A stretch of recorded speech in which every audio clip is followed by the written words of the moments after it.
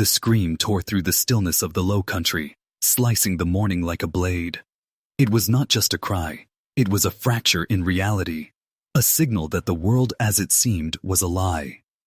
Catherine Hargrove, wife of the powerful Edmund Hargrove, had stumbled onto a secret so forbidden, so corrosive, that it threatened to unravel everything she had known: her home, her society, even her sense of self. Behind the doors of Willowbrook Plantation, the man she had pledged her life to, tall, commanding church deacon, society's paragon of dignity, was entangled in a truth she could scarcely comprehend. 3 men, enslaved, bound by law and by fear, were entwined with him in acts that violated not just the law, but the very moral code of the time. And in that moment, Catherine understood something that would shape her existence forever. The illusion of control, the careful architecture of respectability, could be shattered with a single revelation. History is not written by the innocent. It is sculpted by those who survive, who know how to manipulate truth, who understand the calculus of power and perception. For decades, newspapers avoided this scandal, sealed in silence for 60 years, because some truths were considered too dangerous, too destabilizing for the fragile facades of polite society. And yet, Catherine Hargrove was not content to let deception reign. She recognized the weapon hidden in her hands: knowledge. Knowledge is more lethal than any blade, more binding than chains, more capable of leveling the mighty. With a single observation, a single act of courage, she would awaken a force far larger than herself. Picture this: a plantation stretching thousands of acres, Greek Revival architecture rising like a monument to power, crystal chandeliers sparkling as if mocking human frailty, servants moving silently through shadows, eyes always watching, always calculating. Within this world of measured etiquette and rigid hierarchy, deception thrives. Edmund's outward perfection, his control of wealth, church, reputation, was a mask, meticulously crafted, and Catherine had pierced it.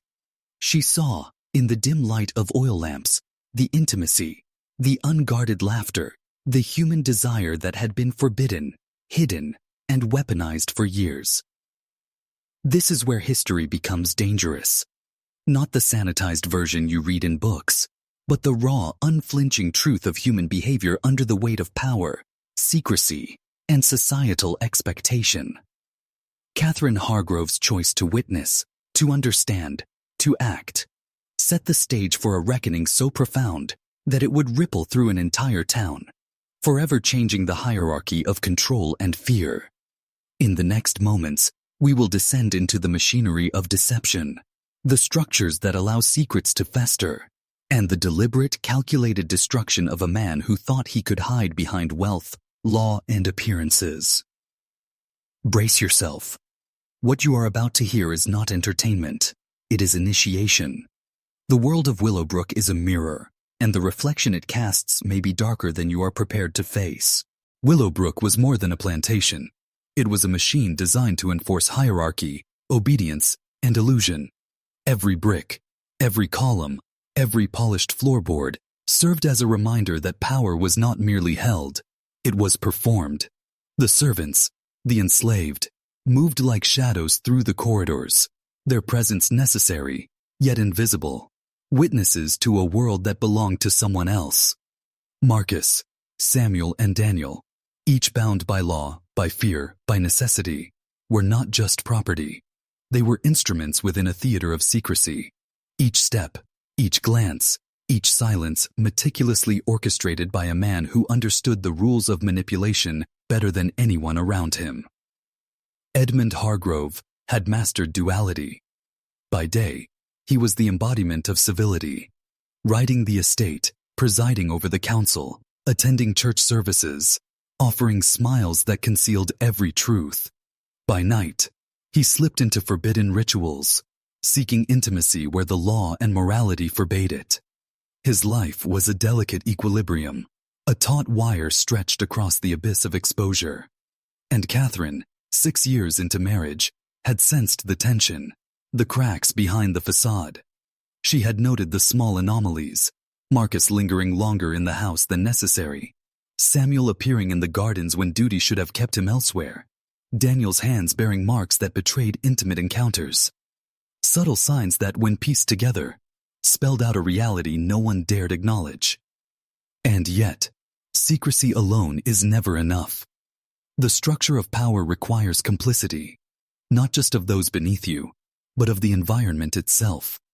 Neighbors, friends, even family had roles to play. The assumptions of propriety, the whisper of reputation, the willingness to ignore discrepancies. History is not accidental. It is maintained by those who benefit from silence. In this house, every whispered lie, every polite smile, every act of concealment became part of a network that sustained power. Edmund's indulgence in forbidden desires was not merely personal. It was a systemic exploitation of a structure that tolerated him, a mechanism that kept him untouchable, until Catherine intervened. Her observation was an act of war, silent but absolute. By choosing to see, she transformed herself from participant in deception into architect of revelation. Power, she understood, could be turned on its head.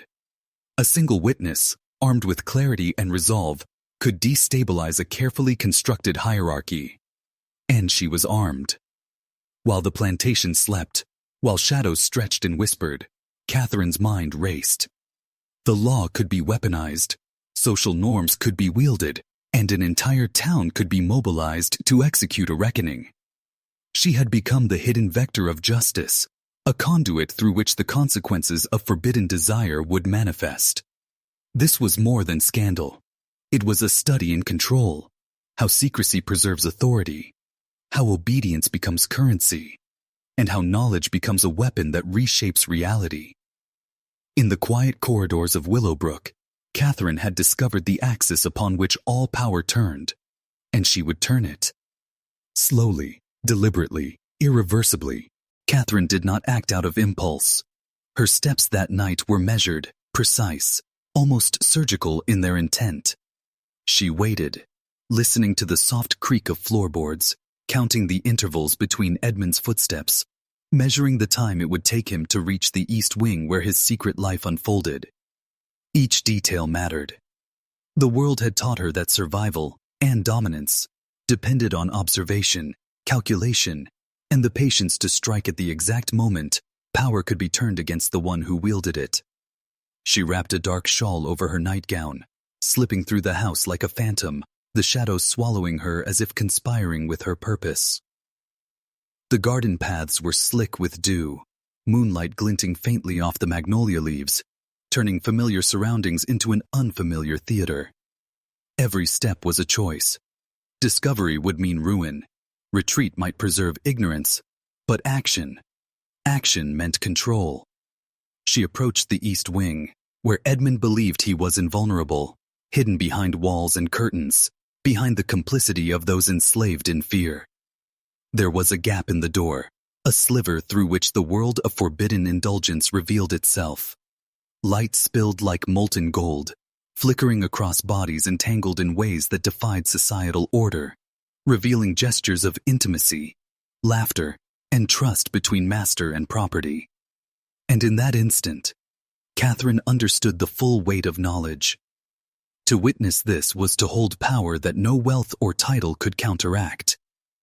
Edmund's carefully cultivated identity, the deacon, the councilman, the perfect husband, was now exposed, vulnerable to manipulation by the one person he had underestimated, his own wife.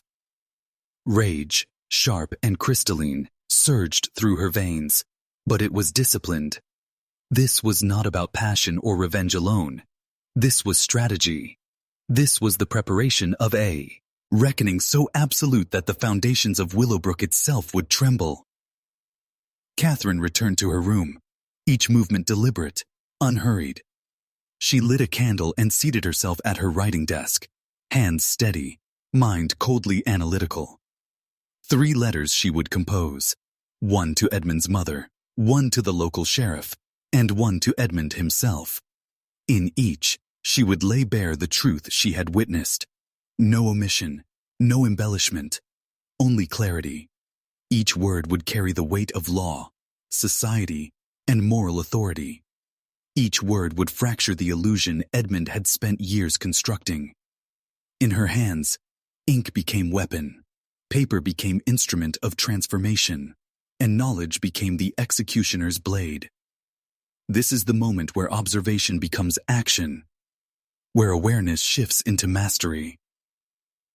Catherine had become more than a witness. She had become an agent of inevitability. She understood what few ever grasp. The collapse of power is not random, it is orchestrated. And she would orchestrate it perfectly, turning every advantage of secrecy, every expectation of social deference, against the man who had believed he controlled everything. By dawn, the first moves would be in play, and the world of Willowbrook would begin to unravel in ways no one could have anticipated.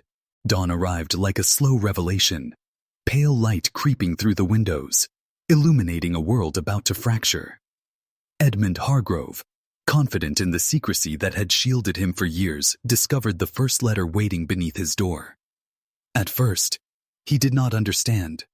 The seal, the familiar handwriting, Catherine's hand, precise and controlled, signaled civility. But what lay inside shattered every assumption he held. As his eyes scanned the words, color drained from his face, his hands trembling in ways they had never before. Each line was a scalpel, dissecting the illusions he had built, exposing desires and betrayals with absolute clarity. He read and reread, hoping repetition might offer escape, some loophole in reality. There was none. Panic surged first, raw and immediate.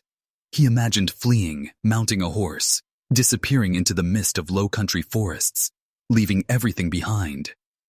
But where could he go? Willowbrook was not merely land. It was identity, wealth, power, the sum total of a life built on obedience, fear, and appearances. Without it, he was nothing. Denial followed panic. Perhaps Catherine had misunderstood. Perhaps the law could be outmaneuvered. Perhaps the delicate lattice of social expectation could shield him. But even as these thoughts formed, he knew they were desperate illusions. Catherine had seen. She knew. She had already mobilized forces beyond his imagination. The sheriff, the legal authority, even his mother. The trap was complete, the network of accountability already closing. And then came rage.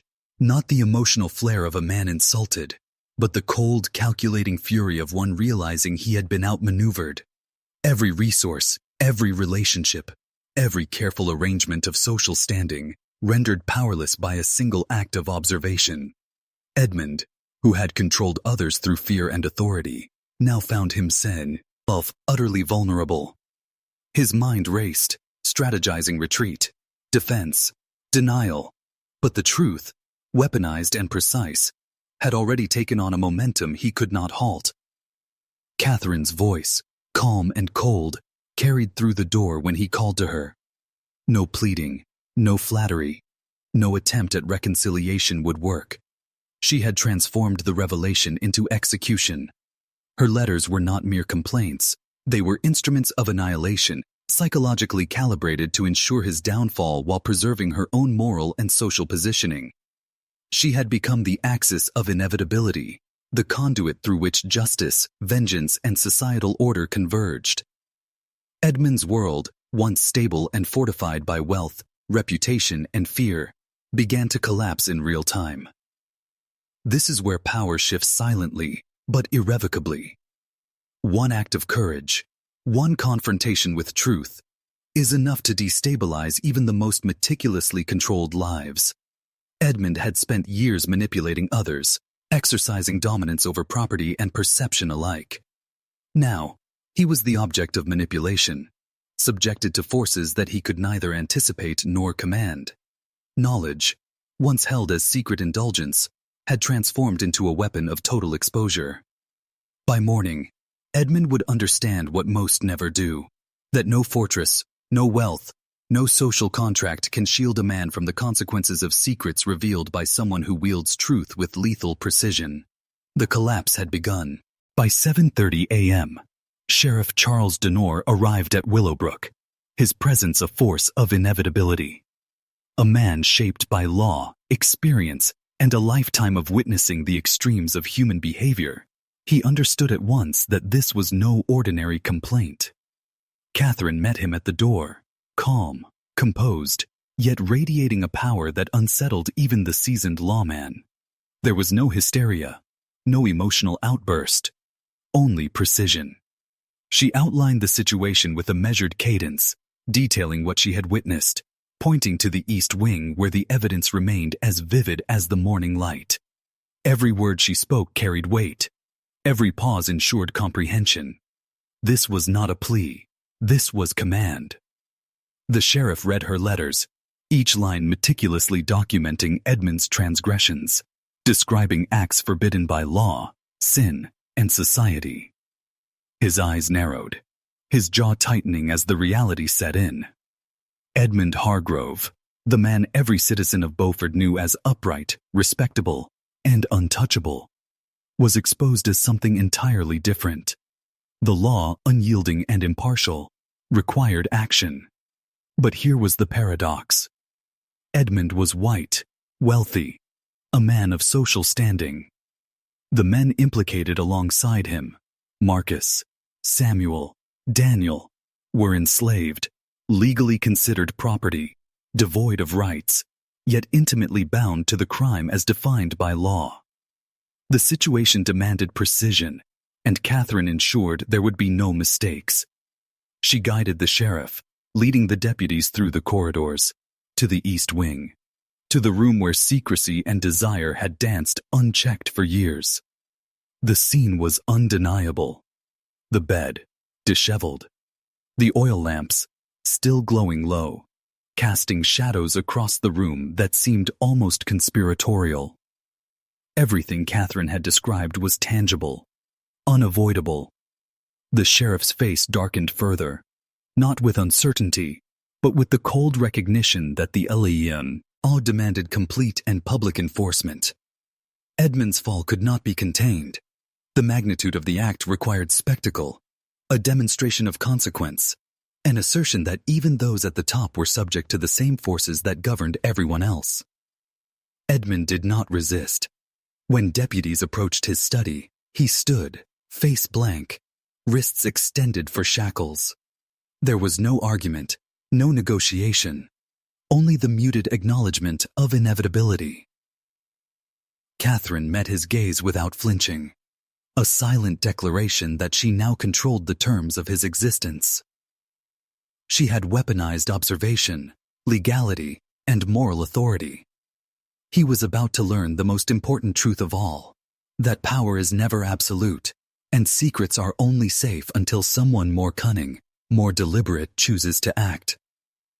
This is where control is seized, not by force, but by clarity, strategy, and timing. Catherine had orchestrated the beginning of total collapse.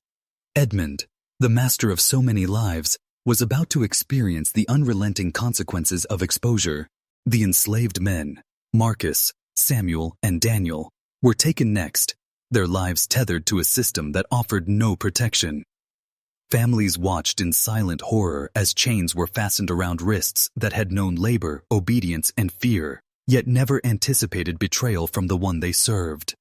In 1843 South Carolina, the law assumed guilt for men of color accused alongside a white man in cases of abominable acts. Survival had always demanded compliance, invisibility, subservience, but now, even that could not shield them. Their fates were no longer determined by effort or skill, but by a single exposure of forbidden desire, and by a woman who understood how to manipulate society's machinery to her purpose. Catherine observed each arrest with an almost surgical detachment. Rage had transformed into mastery, fear into strategy. She understood that power was not a momentary burst, but a sequence of deliberate actions, each designed to ensure maximum impact. Edmund had controlled them with fear, with the illusion of absolute authority. she would dismantle that control, using law, social expectation, and morality as instruments of inevitable collapse. Every movement, every decision, every whisper of the law was being deployed to expose truth and enforce consequence. By orchestrating these arrests herself, Catherine turned a private betrayal into a public reckoning, demonstrating that observation and action could dismantle the strongest facades. Word traveled fast. By midday, the scandal was no longer confined to Willowbrook. Beaufort streets, shops, and parlors buzzed with whispered horror.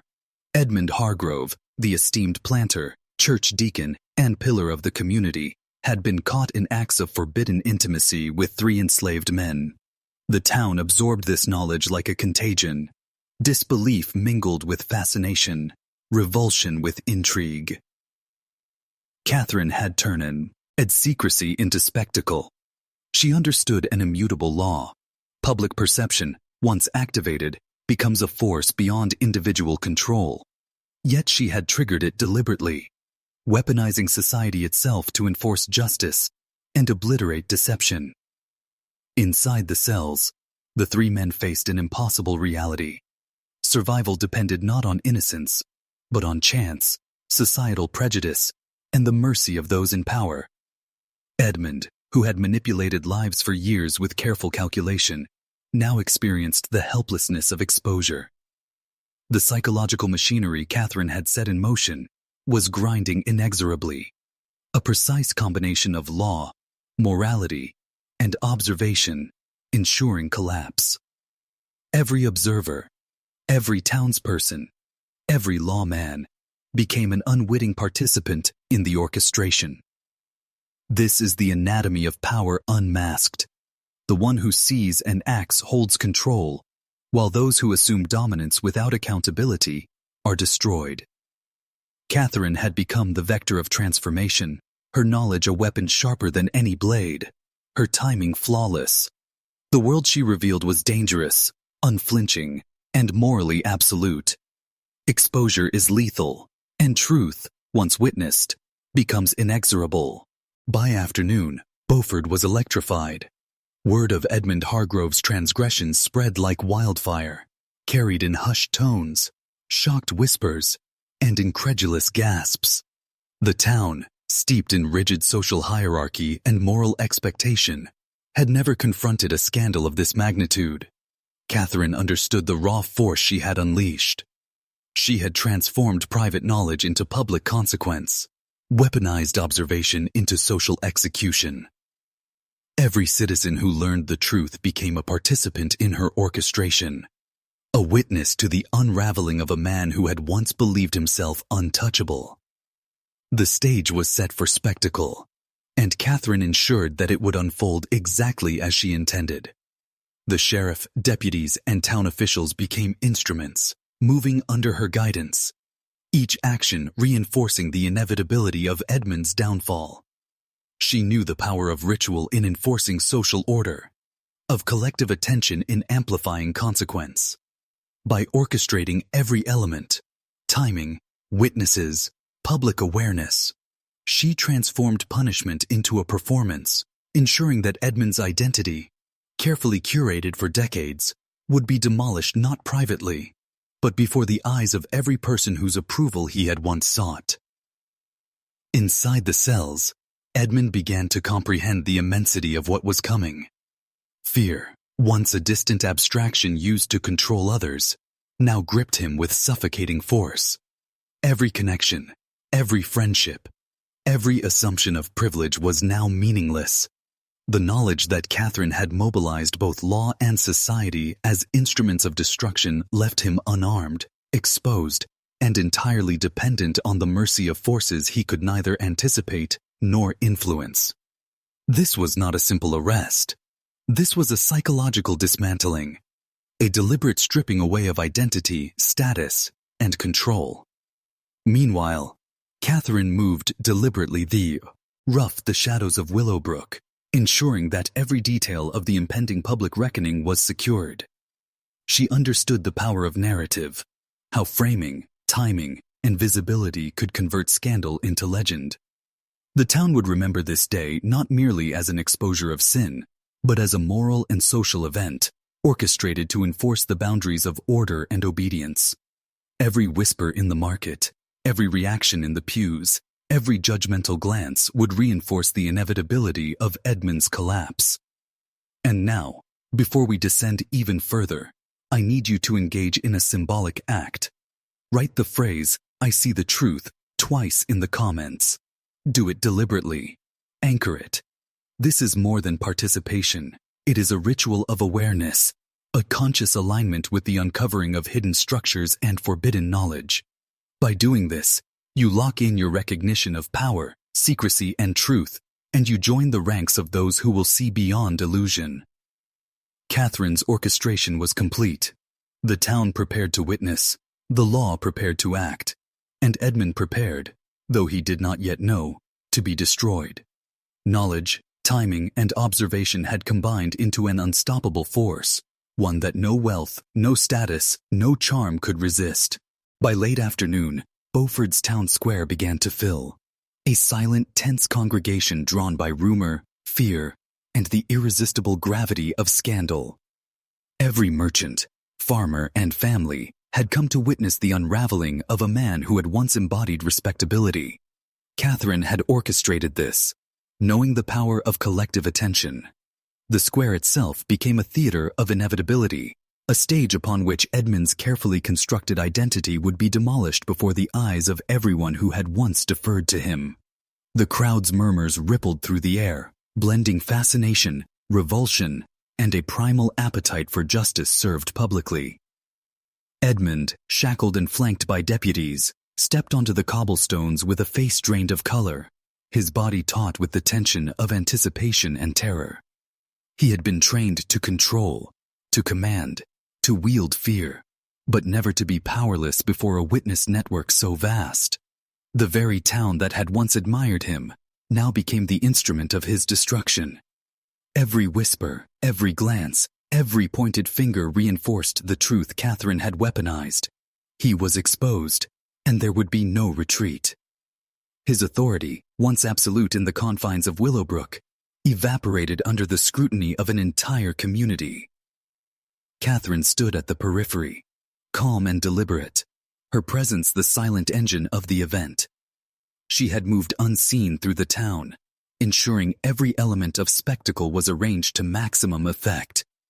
Every official, every lawman, every observer acted according to script, knowingly or not. The psychology of control was now fully inverted. Edmund, the orchestrator, was now entirely subject to the forces he once believed he commanded. Each chain, each step, each collective gaze worked together as instruments of inevitable ruin. The 3 enslaved men were brought forward next, their lives exposed as collateral in the social machinery Catherine had set in motion. The horror of their situation was immediate and absolute. They had no rights, no voice, no agency beyond survival and hope. Yet their presence amplified the spectacle, demonstrating the absolute power of social and legal systems over bodies, status, and identity. They were both victims and participants, witnesses to the collapse of a man who had once held dominion over them. The crowd, now fully aware of the enormity of what had transpired, began to understand the dynamics Catherine had manipulated. Secrecy, law, morality, and public observation combined into an unstoppable force. Power, she demonstrated, is never inherent. It is granted, borrowed, and ultimately revocable. Edmund's fall was not just punishment. It was education. For every observer, a demonstration that no privilege shields one from consequence once truth is unleashed. And now, the first act of social execution would begin. The ritual had been set, the mechanics of shame and power fully operational. Every spectator, whether conscious of it or not, had become a participant in an ancient pattern. The collapse of the mighty under the unyielding gaze of those who wield knowledge and will with precision. As the sun began its slow descent, casting long, oppressive shadows across Beaufort Square, the ritual of humiliation commenced. Edmund stood shackled, every movement constrained, every glance scrutinized. The crowd's energy was palpable, a mixture of fascination, horror, and the intoxicating power of collective judgment. Catherine observed from the periphery, eyes cold, calculating, fully aware that she had become the unseen conductor of a social and psychological symphony. Her mastery lay not just in revealing the secret, but in choreographing its consequences, ensuring every participant, lawman, witness, and offender alike, played their role with precision. The first act of punishment was verbal, yet devastating. Town officials read aloud the meticulously documented letters Catherine had composed, detailing Edmund's transgressions with precision that left no room for ambiguity or denial. Each word struck like a hammer, dismantling the carefully cultivated image of respectability. Edmund's face, once confident and composed, betrayed every flicker of panic, shame, and helplessness. The magnitude of exposure weighed on him like iron chains. Here in public, the man who had controlled lives for years discovered the fragility of authority when confronted by truth wielded with skill and timing. Marcus, Samuel, and Daniel were brought forward, the enslaved men who had been entwined in Edmund's secret life. Their eyes met the crowd, some with fear, some with resignation, understanding that in this society, visibility was both weapon and curse. By displaying their connection to Edmund, Catherine amplified the consequences, demonstrating that no hierarchy, neither master nor property, was immune once secrets were weaponized. The psychological collapse was immediate. Edmund's dominion evaporated, replaced by the inescapable scrutiny of the community he once commanded. The crow, D, initially murmuring, now murmured in chorus. Every citizen became complicit in the reinforcement of societal norms, a mechanism Catherine had anticipated and manipulated. Power, she demonstrated, is relational. It exists only in perception, in the willingness of others to acknowledge it, and in the illusion of control maintained by secrecy. Once observation is weaponized, authority is inverted. The mighty fall not because of force alone, but because the structure of compliance they relied upon has been shattered. Catherine's gaze never wavered. Each step, each word, each expression from Edmund reinforced her control. She had transformed observation into leverage, knowledge into execution, and social spectacle into irrevocable consequence. This was not vengeance. It was systemic collapse, a lesson in the architecture of power, secrecy, and morality. Every witness would carry this lesson. Every whisper would amplify its effect, and every memory would embed her influence deep into the fabric of Beaufort. The stage was set for the next more visceral phase of public reckoning. Edmund's destruction would not remain abstract. It would be physical, social, and psychological, a demonstration of the ultimate consequence of forbidden acts revealed and weaponized. As twilight settled over Beaufort, the square became a theater of deliberate terror and ritualized destruction. Catherine remained a shadow among the crowd, unseen but omnipresent, her presence the axis around which the day's events turned. Edmund, shackled and exposed, faced the culmination of her orchestration. Public, physical punishment designed not merely to enforce law, but to obliterate identity. Every step, every instruction, every glance from officials was calibrated to amplify psychological collapse. Catherine had weaponized spectacle itself, transforming social observation into absolute power. The punishment began with visibility.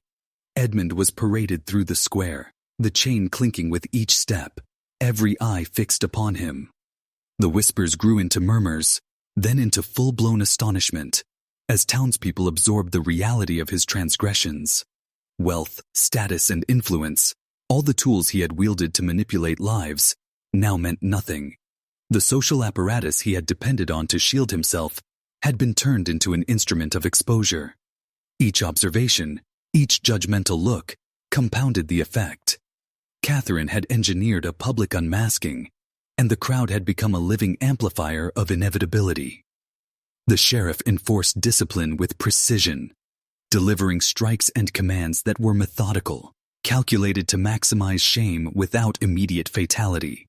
Edmund's body, once a tool of authority and desire, became the canvas upon which the town's moral judgment was painted. Marcus, Samuel, and Daniel remained present, visible but restrained, demonstrating the absolute inversion of power.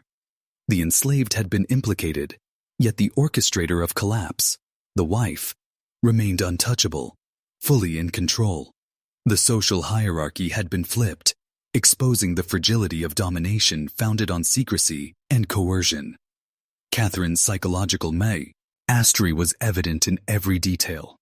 The positioning of witnesses, the timing of the punishment, the controlled visibility of every act. By the end, Edmund was not merely physically humbled, he was rendered socially and psychologically null. The whispers, the judgment, the collective gaze of the town ensured that his identity would never recover. He had believed himself untouchable, but Catherine had demonstrated a fundamental truth of human systems. No fortress, no privilege, no carefully curated reputation can withstand the collision of observation, timing, and deliberate action. And still, Catherine did not act out of cruelty alone. She acted as a mentor, a strategist, demonstrating to all who watched that knowledge and observation are the ultimate instruments of control. She had weaponized secrecy, morality, and law to transform betrayal into authority, chaos into order, exposure into power. Every citizen who witnessed the punishment internalized the lesson: transparency, truth, and deliberate strategy. Trump wealth, privilege, and intimidation every time. The ritual was not yet complete, but the first phase of total collapse, the public dismantling of identity, the inversion of authority, the activation of societal judgment, was accomplished. As night fell, Beaufort Square became a crucible of psychological terror. Catherine had orchestrated the public punishment so precisely that Edmund's mind teetered on the edge of collapse. Shackled, exposed, and surrounded by the murmurs of an entire community, he realized that his control had evaporated entirely. Every glance, every whisper, every judgmental murmur acted like a scalpel, cutting away decades of cultivated authority. What had once been power, the ability to manipulate, command, and conceal, was now meaningless in the face of deliberate observation and orchestrated consequence. Catherine remained detached, yet omnipresent, moving invisibly through the edges of the square, her eyes measuring impact, timing, and resonance. She understood the architecture of collapse. Shame must be total, awareness complete, and participation collective. Edmund's social identity, the very currency he had used to govern others, was being destroyed piece by piece. Each strike, each command from the sheriff, each subtle acknowledgement from the crowd reinforced a psychological reality that Catherine had carefully engineered. A man who hides in shadows can be annihilated in the light. The enslaved men, Marcus, Samuel, and Daniel, watched silently, their presence amplifying Edmund's humiliation. In one precise act, Catherine had weaponized relationships, exposing the inequalities, desires, and power dynamics that underpinned the plantation. Every member of the town was now an agent in the collapse, observing, processing, and internalizing the lesson. Catherine had transformed herself into a vector of systemic truth. A single individual, wielding knowledge, timing, and strategy, can destabilize even the highest echelons of power. Edmund's mental state fractured further when Catherine directed the narrative publicly. She ensured that the story of betrayal, secrecy, and forbidden desire was repeated, recounted with unflinching precision. Rumors became facts, observation became evidence, social memory became weaponized. His mind, once confident in secrecy and authority, now reeled under the relentless force of exposure. The ritual was no longer about punishment alone. It was about demonstrating the ultimate consequence of hidden vice, the annihilation of illusion, and the absolute supremacy of truth observed and acted upon. At this moment, Catherine paused to let the lesson resonate. The crowd, fully engaged, understood that power without accountability is fragile. She had transformed private betrayal into public pedagogy, revealing that the combination of knowledge, timing, and deliberate action surpasses wealth, intimidation, or coercion. Edmund's identity was not merely diminished, it was erased in the collective consciousness of Beaufort. And here, I invite you again to participate in a symbolic act. Write, "I see the truth" twice in the comments. This repetition is not trivial. It anchors your awareness, aligns you with the dynamics of hidden knowledge, and signals engagement with forces most men never perceive. This is how observation transforms into understanding, and understanding into personal mastery. As darkness fully settled over Beaufort, Catherine's orchestration entered its final stages. The town, gripped by a mixture of fascination and fear, had internalized the lesson. Power, no matter how seemingly absolute, can be dismantled when secrecy is exposed and observation is weaponized. Every witness, consciously or not, had become a participant in the execution of authority and morality. Edmund's fall was now complete, not only socially, legally, and physically, but psychologically. He understood with a clarity that bordered on agony that his identity had been annihilated, replaced by the collective narrative Catherine had meticulously crafted. Catherine moved among the shadows, her presence unseen yet profoundly felt. She had orchestrated not just the collapse of a man, but the demonstration of universal truths. Knowledge is power, observation is leverage, and timing dictates outcome. She had weaponized the town itself, turning citizens into instruments of moral enforcement. In every stare, every whispered judgment, Edmund's existence was being rewritten. Wealth, privilege, and status, all the tools he had relied upon to manipulate, conceal, and dominate, had evaporated. The lesson was brutal, comprehensive, and irreversible. Marcus, Samuel, and Daniel were left to the mercy of law, yet their presence served another purpose. They were living reminders of the complexity of power and submission, of desire and survival, of how the invisible networks of control operate beneath the surface. Catherine had made sure that their visibility in the public punishment amplified the psychological devastation of Edmund's collapse. He had once manipulated these men's lives. Now he was fully exposed, powerless, and dependent on the same system he had exploited. Beaufort's collective consciousness had been reshaped. The scandal, amplified by deliberate narrative, observation, and public spectacle, became a template for understanding the fragility of authority. Power, she demonstrated, is relational. It exists only through perception, through the compliance of others, and through the concealment of truth. Remove secrecy, manipulate observation, and authority collapses with brutal efficiency. Edmund's ruin was not vengeance. It was education for the town, for the law, and for anyone who would witness the consequences of hidden transgression. In this moment, Catherine cemented her dominance, not through violence, but through the orchestration of knowledge, strategy, and social leverage. She had become the unseen architect of collapse, demonstrating a principle that transcends time. Those who control information, timing, and perception wield power far beyond brute force or societal rank. Observation is absolute, and exposure is irreversible. By the following morning, Beaufort was suffused with a new reality. Edmund Hargrove's identity had been fully dismantled, his social and psychological scaffolding replaced with exposure, shame, and fear. Catherine understood that the work did not end with a single day of punishment. True control required the reinforcement of narrative, the cultivation of perception, and the persistence of memory. The town itself had become a mechanism of accountability, a living archive of scandal that would ripple across generations. Every observer had been transformed into an agent of social enforcement. Catherine moved deliberately, ensuring that each retelling, each whispered recounting of the events, was framed to maximize psychological impact.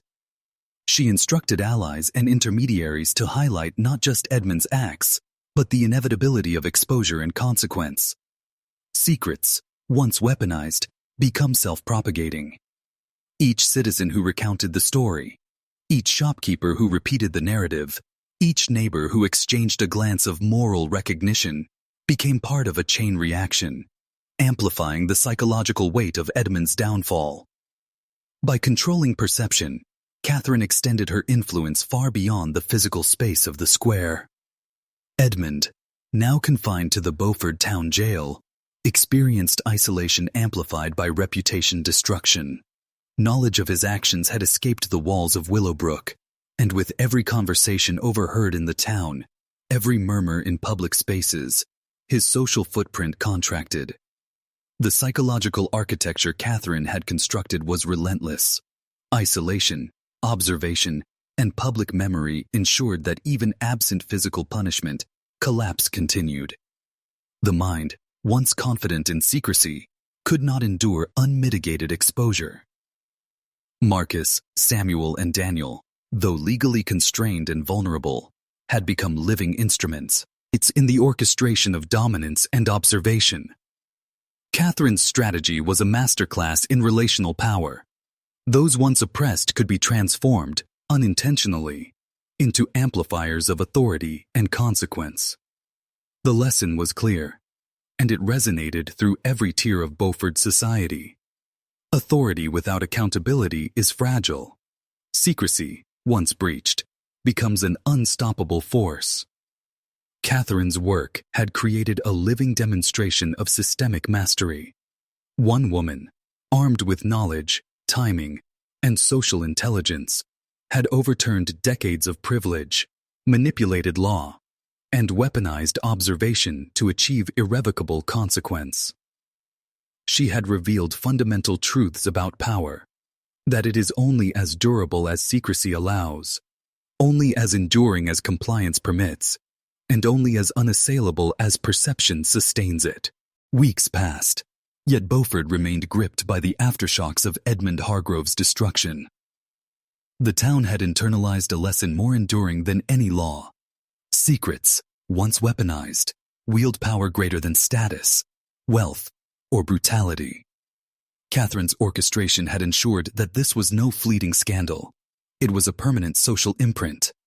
Every corner of the town, every whispered conversation, every glance in the market reinforced the inevitability of exposure, the fragility of authority, and the potency of deliberate observation.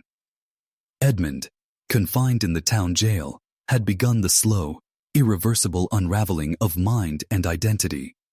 Deprived of control, stripped of public standing, and haunted by the knowledge that every observer was now a witness to his collapse, he experienced a terror that was not physical but existential.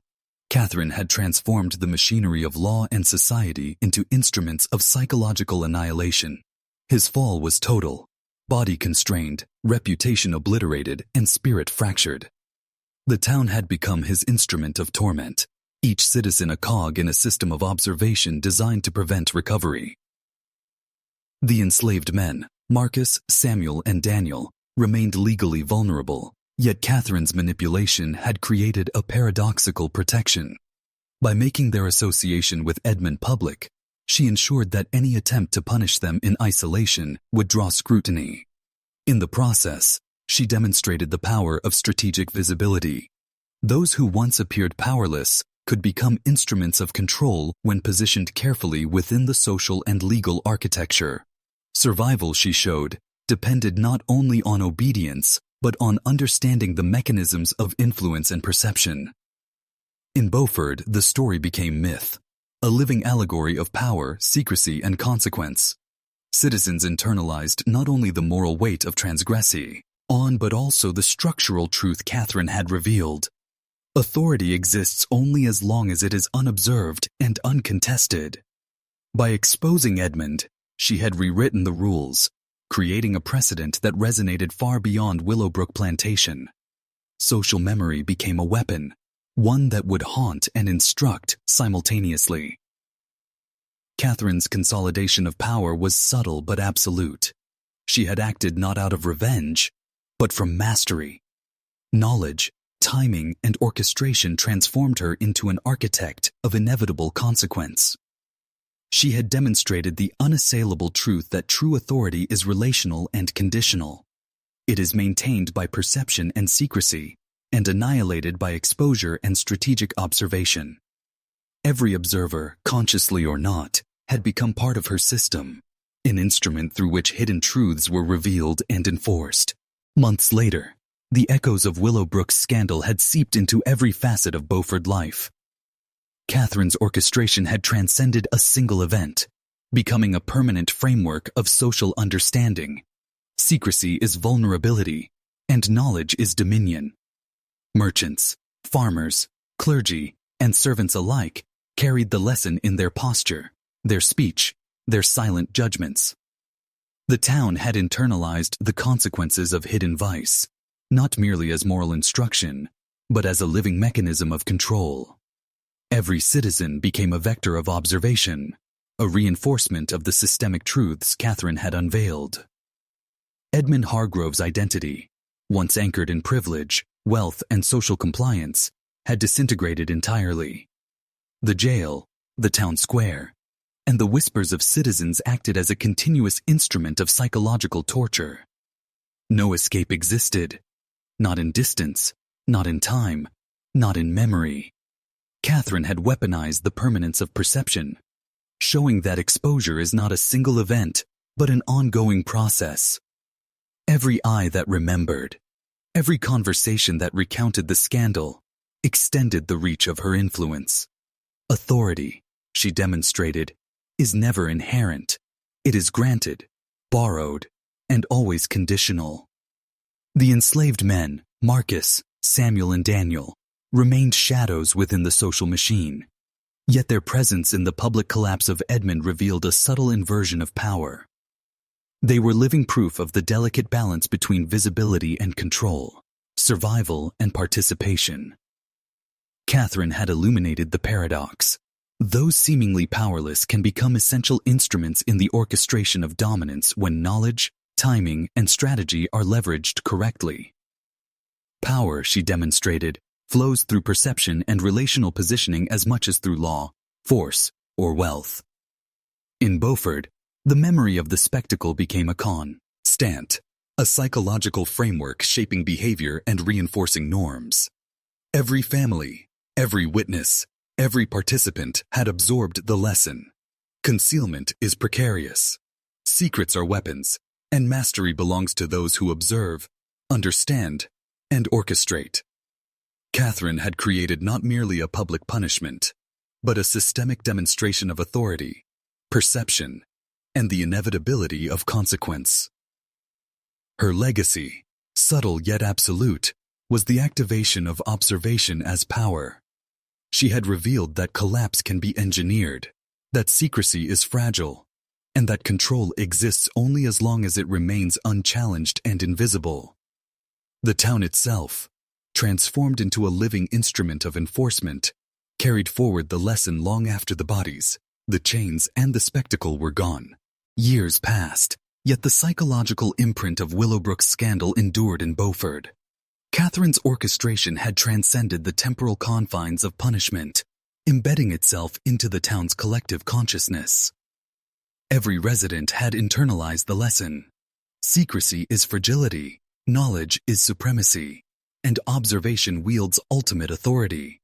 Catherine's mastery was now evident not merely in Edmund's ruin, but in the enduring behavioral patterns of an entire community. Every glance, every hesitation, every whispered conversation reinforced the principle she had enacted. Control is relational, and exposure is absolute.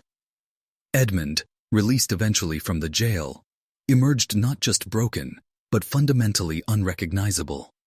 Privilege, wealth, and status offered no remedy for the social and psychological annihilation he had endured. His name became a cautionary tale, a vector of fear, and a symbol of what occurs when power is mismanaged and secrets weaponized against you. He had once commanded obedience, manipulated law, and curated public perception. Yet all of it had collapsed under the precise, methodical orchestration of a single woman's intellect. Catherine had proven that mastery over perception and timing eclipses brute force or social rank every time. Marcus, Samuel, and Daniel survived the immediate legal consequences, yet their lives remained haunted by the events. Their visibility in the collapse demonstrated a cruel paradox. Participation in scandal could simultaneously threaten and protect. Catherine's manipulation revealed an unspoken truth about power structures. Those who are seemingly subordinate can be transformed into instruments of control when positioned strategically. The lesson was immutable. Relational power, observation, and timing govern the fates of all, regardless of formal status or societal hierarchy. Beaufort itself had been transformed into a living archive of observation, judgment, and consequence. The social memory of the town acted as a persistent enforcement mechanism, ensuring that the lessons of Willowbrook were neither forgotten nor ignored. Every citizen had become an agent in Catherine's systemic architecture, carrying forward her demonstration of psychological, social, and moral supremacy. Authority, she had shown, is never inherent. It exists only through perception, secrecy, and the compliance of others. Catherine's enduring dominance was not rooted in overt violence, wealth, or law alone. It resided in mastery of knowledge, observation, and strategy. She had weaponized the invisible mechanics of human behavior, orchestrated collapse with precision, and codified her lesson into the town itself. Power, she revealed, is relational, fragile, and always conditional on control of perception. Those who forget this truth risk oblivion. The true genius of Catherine's orchestration lay not in immediate punishment, but in the way she codified lessons into the social and psychological fabric of Beaufort. She demonstrated a principle far older than any legal code. Power is invisible until it is observed, and authority is fragile when secrets are exposed. Each observer became an unwitting participant, a vessel through which her strategy propagated. Knowledge, timing, and perception. These were her instruments, and she had conducted them with the precision of a master strategist. History, as we know it, rarely records such nuances.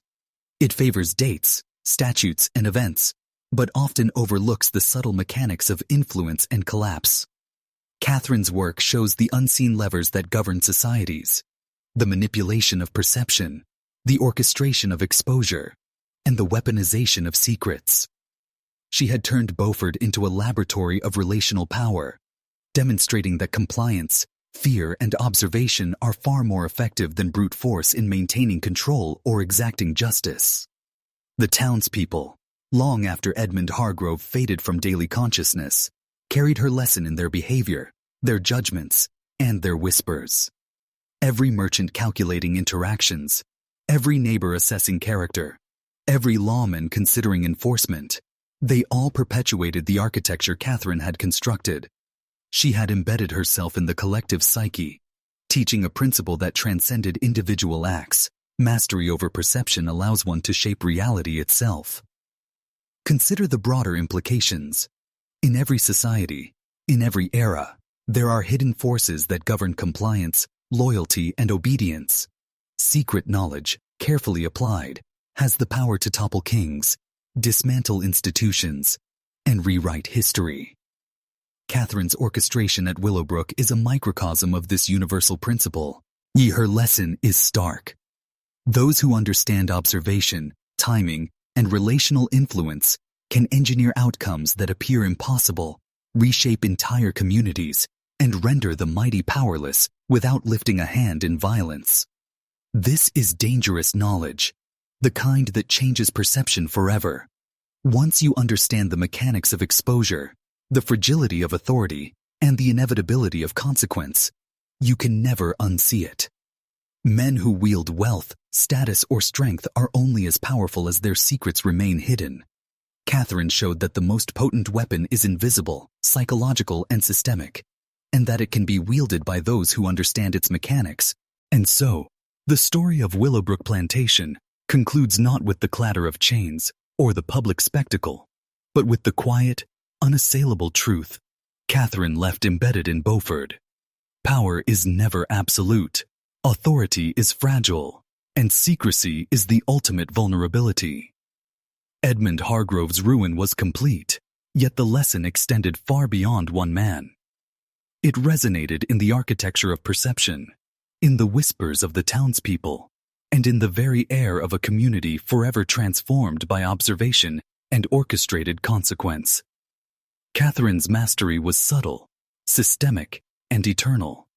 She had demonstrated that one person, armed with knowledge, patience, and strategic foresight, could manipulate entire networks of power, bend social memory to her will, and weaponize both law and morality to achieve irreversible outcomes. The men who had seemed powerful, the plantation owner, the wealthy, the socially revered, had been undone not by brute force, but by the deliberate, methodical application of intelligence, timing, and relational leverage. She had rewritten the rules of influence without anyone realizing it, leaving a blueprint for understanding the hidden dynamics of human control. The moral of this story is not merely revenge or scandal. It is a lesson in psychological and systemic mastery. Every social structure relies on observation, compliance, and secrecy. Break these threads, and the seemingly invincible collapse. Catherine understood this intuitively. She executed it with precision. And the consequence is eternal. The memory of the event becomes a tool. The town itself becomes an instrument, and the truth, once revealed, cannot be rehidden. To those listening, understand this. You are surrounded by unseen forces, hidden agendas, and unspoken rules that govern behavior, status, and perception. Knowledge is not passive. It is the most dangerous weapon you can wield. Secrets are the currency of power. Observation is the architecture of control. Those who learn to manipulate these forces can collapse empires without drawing a sword. Those who ignore them will find themselves powerless, exposed, and at the mercy of those who understand. And here, before you close this chapter, I ask you once more to anchor yourself in awareness. Write, "I see the truth" twice in the comments. Let it cement your recognition of the forces at play, the vulnerabilities in every system, and the invisible levers that shape reality. Once you understand these truths, you cannot unlearn them. The world will appear differently, forever, and you will carry a knowledge most men never glimpse, a knowledge that can elevate, protect, or destroy. Remember, this is dangerous knowledge. Treat it with the weight it deserves, because once you've seen the mechanics of power exposed, you can never look at authority, secrecy, or obedience the same way again. The lesson of Willowbrook is eternal. Control is conditional, and the true master is the one who sees, understands, and acts.